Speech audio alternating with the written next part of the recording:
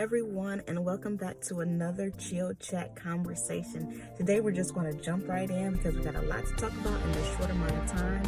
But today, guys, we're going to be talking about budgeting one-on-one. This can be for beginners, this can be for those who have budgeted before and kind of just need a reset, or those who just need to go back to the basics. So basically, this is a back to the basics video on budgeting. I know when I first moved out on my own, because I was living with my sister for a few years, and so we were doing things outside of a parent anyway. But when it came to me transitioning on my own, I was super excited, but I was also super nervous just because it was now going from two income to one income, and I know that I was taking on more responsibility. And have always been the type to try to do everything to the best of my ability. Like, if I can do something excellent, I will try to do it excellent. And I also am a person, which is not a good thing, who doesn't like asking for help. So I know I had to be on my A game when I moved out, like more than when I was living with my sister. So when I moved out, I had everything planned out. I knew what I had to pay for rent, for water. I knew kind of like the ballpark of electricity and things like that. So what I did is I got a basic journal, a basic composition book, and it was labeled rent/bills. Just something very basic, very simple that I kept kind of like in my bottom drawer that no one needed to see, because no one needs to see your financial stuff. Besides if you're married, your husband and things like that. But so it was just a regular composition book that I used, and I labeled it rent/bills.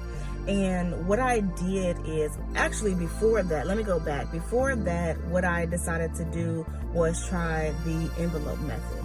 If you have not heard of the envelope method is when you pretty much organize all the things that you're responsible for paying, such as rent, water, electric, phone, cable bill, car payment, insurance. And once you get a list of those things that you have to pay, you just simply get an envelope for each individual area, and you put rent on one envelope, you put water on one envelope. Sometimes people pay rent and water, so sometimes that could be the same envelope.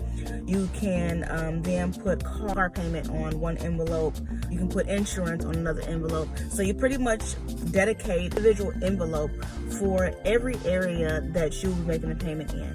And basically, when you get your check, what you do is you just divide it evenly. A lot of people like to split checks, which I'll be talking about later in the video. So you kind of just decide what check you're going to use for which bills, and then you just go and fill your envelope, and you keep your envelopes in a folder, something tucked away for no one to see, no one to have access to. And so that method alone was a very popular method that many people used, especially for those who did not have bank accounts. So for me, for years, I don't even know really why I had such a fear of banks.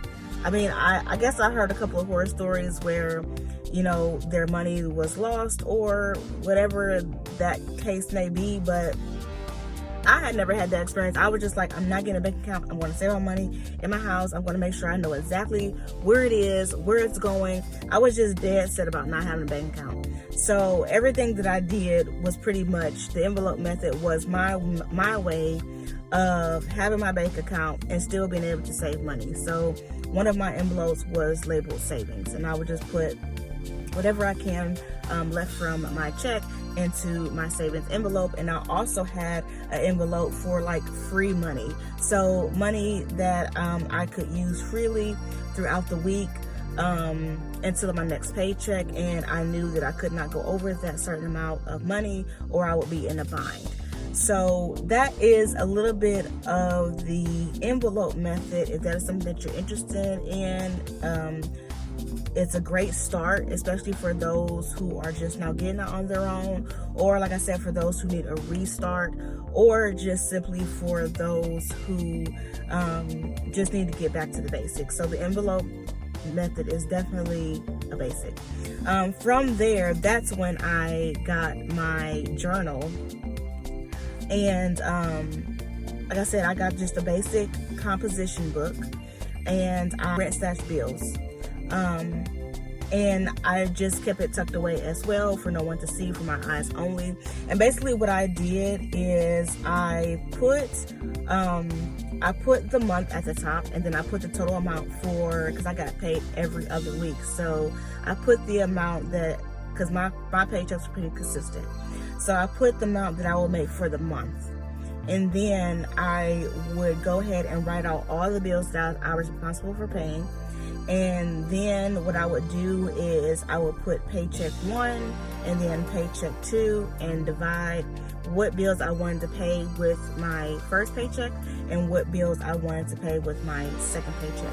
And then from there, I tallied everything up, and I then divided what I would have made for the month into 2, so I can see if there was any room for me to play around with. If there was, because most of my bills came out my first paycheck, and then the ones that were primarily just due later, then I would go ahead and pay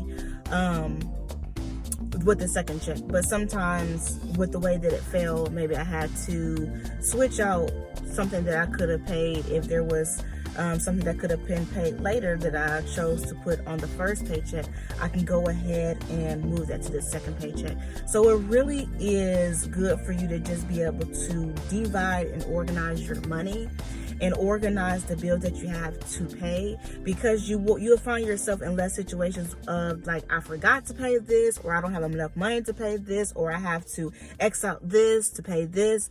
And it's just a way to literally exit out all that. Now, there are some times where you still may have to make sacrifices in some areas, but these methods are geared more towards you organizing ahead of time so you can X out those things during the month. And so that right there, just in general, was a really big help to me, because like I said, I was able to sit and plan my month basically. And not to say that it went perfect every single time, because sometimes I did have extra income coming in, or if I had less clients that I would have had, then that was a decrease, so a lot of my free money came from the hair money that I was getting when I was doing hair. And so if you're not knowledgeable of what you're bringing in, most likely you're not going to be knowledgeable of what you're taking out, and just for me in general, I love shopping. To this day, I love shopping. I'm trying to get a better hold on it. I really am. And I feel like I've been doing a better job than what I was doing. I would say that, but I can definitely see the difference from when I got off balance from doing my journal. And I was like, okay, I got this. I stayed focused on it for a year, hardcore. Not missing a month, not missing to document anything, adding every little thing I could. Any money I was making, I was putting it in the book, adding it up, subtracting what I was taking away. I was doing excellent. And then I got comfortable with it, and I was like, oh, I got this. I was making a little bit more money then because I got a raise and everything. And so I got comfortable. I was like, oh, if I don't write this down, it'll be okay, blah, blah. And when I got comfortable with that, that's when I started to slip up. And it wasn't to the point where I was losing my home or anything like that, but it was just to the point I was no longer being mindful of what I was spending and what I was saving. So my savings was decreasing and I was spending more.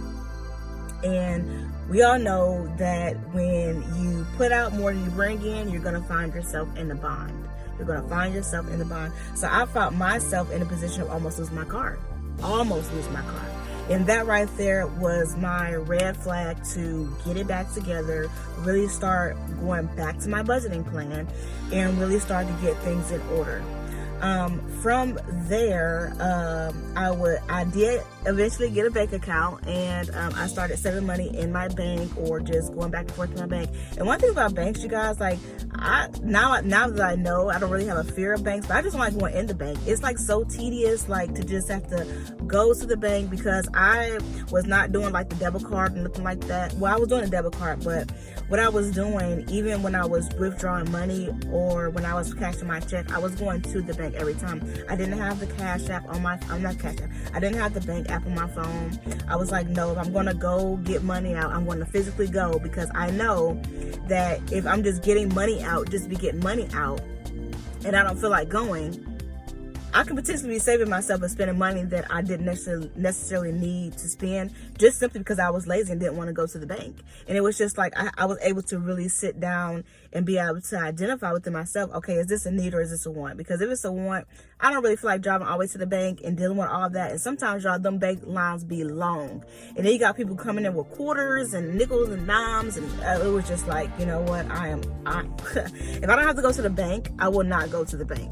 And so, I mean, just that alone, not just like me making myself have to go to the bank, saved me a lot of money during that time, because I didn't have just the easy access to my phone to just be able to switch, or blah, blah, blah, do whatever we do now. And so that was actually a really big help for me. And that, I was on top of everything that I needed to pay. I still wish I did have a bigger savings than when I did, just because of what I was making, and so even though I was bringing more in, like I said, I got comfortable and I was taking more out, and so my savings wasn't where I would have liked it to be, but I was still maintaining. And sometimes it is about just maintaining, but now we have to be forward thinkers. We have to be more mindful of our budgeting. At least that's what I am walking into 2022 with. I'm walking in with a mind to budget. So from there, what I did is I did move a few times, and I was back into a two-person income. And what I was doing is I still was doing the journaling method, where I was kind of like writing everything down, but I also now had the bank app to where I could go in and divide my money, whatever I wanted in the savings, or transfer money and things like that. And now this is the part where I was kind of upset with myself, because like I said, when I was going to the bank, I knew better off what I was doing besides just like using the bank app. That bank app, guys, if you are not disciplined, you can find yourself always, especially if your savings is attached to it, you'll find yourself, okay, transferring from savings to checking, like you just find yourself keep transferring. And that is not the best idea. If you don't have a plan for even what you're transferring, you can find yourself in a bind really quickly. So for those who are starting college, or who is on their own, or who really needs to push that reset button, maybe you need to find, or you need to identify what type of savings work for you. So for me, I have 3 savings accounts. I have a basic saving account that I can just put money in that I can use for transferring. If I need to use it, I can use it. If I don't, just let it sit there. I have a savings just literally for written bills. Completely different, completely separate savings account. And then I have a savings account. I don't know if many of you guys know about Voyager, or if you're doing the stocks or anything like that. I have very few. I don't really know much about it to even be talking about it right now. But I have a savings account within USDC, I believe. And basically what you do is you put money in, you let it sit there, and every month they give you a percentage. I believe it's 7 to 9%. Shame on me for not knowing that, but I believe it's 7 to 9% they give you every month. You have your money sitting in there. And so I have that savings account that I will not touch. And I just will not touch. I just want to watch it grow as much as it can. And so that's just insight. You need to be able to identify what savings account works for you, because if you are in the position to where you can just go and transfer, you may transfer yourself right into a hole. So you just want to be a little bit mindful of the savings setup that you have. But anyway, back to, so I was seeing myself starting to do a lot of the transfer, not really keeping up. I also had downloaded the Cash app for me to be able to send money out, or for people to send money to me. That's something that's been very popular for the last few years, especially with me doing hair. It was starting to get easier. Sometimes it's just okay, you can just send your money through Cash app instead of just giving me cash, and then just with family members and things like that, it was just an easy way for me to be able to just send money back and forth, and for them to send money back and forth. So I started using the Cash app a lot more, and my motto became, which is not good, well, as long as my bills are paid, I'm good. As long as my bills are paid, I'm fine. Now, the problem with that statement is, yes, your bills may be paid, but now that kind of leaves your savings kind of like, it's whatever, pretty much. And it also leaves more of an opportunity for you to do more spending than you actually calculated for. And so that was my motto. It was like, my bills are paid. You know, I can enjoy going out of town every now and then. It's fine. As long as my bills are paid, I am good. I recommend you do not, just from personal experience, I recommend that you not have that mindset, because now I'm having to shift my focus into something completely different, which is why I'm putting out this video today. But, so when I realized like how off track I was getting, even though my bills were paid, it was like my savings was just not where I wanted it to be. It was just like, okay, Renessa, you are this amount of years old and you need to get it together. Like, you know, and at times that can be an embarrassing conversation. Just sit down and be like, yo, my money is not where it needs to be. Or it can be a conversation of encouragement. And for me, I choose to take it as a motivator. And I choose to take it as a motivator because, yes, my bills were paid, but I'm also not where I want to be. So I'm going to use my downfalls as a learning strategy and do better now that I know I'm going to do better. So I end up buying this bill organizer. And I got it at Dollar General. It's only $3, and it is so cool because it literally gives you, each month you lay it out, and it gives you the date, what you have to pay, the amount that you have to pay, and the date you have to pay it on. And literally you just go down and you write down everything, and you can see what you're spending. You even can write out what you are taking away. It is just absolutely amazing. It's all organized for you. There's actually little slits inside. If you have to like write yourself notes and put it in the slip for the month, you can have everything, and it's very compact. It doesn't take a mushroom at all. It's not very thick. It's very thin, and it's just an easy way for you to just spend the beginning of your month. Take an hour. Literally, you can take an hour and you can have it all written down. Also, too, if you are doing sometimes people get paid every week, sometimes people get paid every other week, and some people get paid once a month. So even if you have to go back and add stuff in, you can go back and add it in. Like, you don't have to do it all at one time, but whatever you know, go ahead and put it on there. So when you're going back to add in, it's just if you made extra money, or say you worked overtime, you made extra money, you go back and add that stuff in. That has been like that right there has been a help for me, because it's just keeping me mindful of what I have to pay, how much money I'm making. Is there anything I need to do? Do I need to work extra hours, or blah, blah, blah, whatever the case may be, and for you as well. And so that has been something that has been very helpful. Like I said, it's easy to carry in my work bag if I have to work on some stuff at work, or if I just need to look at it before I do any spending, and the perfect thing about this thing, because I'm going to be honest with you guys, I bought 2 of them. And I started this kind of back in, I think June or July. And I was consistent for some months. And I have this thing about, I can start something new and it's just like, woohoo. And then I'd be like, oh my gosh, this is just so daunting. I said, I slap myself in the face all the time, because as soon as I stopped doing it, I seen the effects of it as soon as I stopped doing it. But the perfect thing about this thing, you guys, is it's not labeled like 2021 or 2022. You can literally put your date. So the one that I have 2, and I can literally just go in and put 2022 and just start fresh. So that is going to be my budgeting strategy for the year. Also, I still do what I started out with is I went back to my just composition book. I went back to that and I wrote everything down. I literally wrote out my rent payments and my bill payments through, I believe it was March. And now that I have that all written down, I know exactly what I need to save. I know exactly what I need to take out with this paycheck and with that paycheck. Now I can go write it in my financial journal and I can be set for the month and don't have to worry about it. I just have to make sure I am making my goals. Literally, I'm making my goals and I am following through with my goals and moving on. And so hope that this was beneficial to you. Like I said, it's literally going back to the basics. If you are well beyond this point, kudos to you. Actually, leave a comment in the comment section below and give us some tips on how we can do better, because I'm telling you, a lot of people is going to be looking at budgeting videos simply because the holidays are over. And so I just want us to be able to identify some goals that we have, you know, and really be able to follow through with our goals.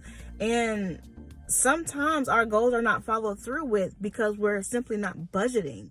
We're not budgeting our money, and we're not planning for things. You know, I know some of the trips that I've been on, I didn't necessarily plan them. You know, I was like, my rent is paid, I have extra money, let's go.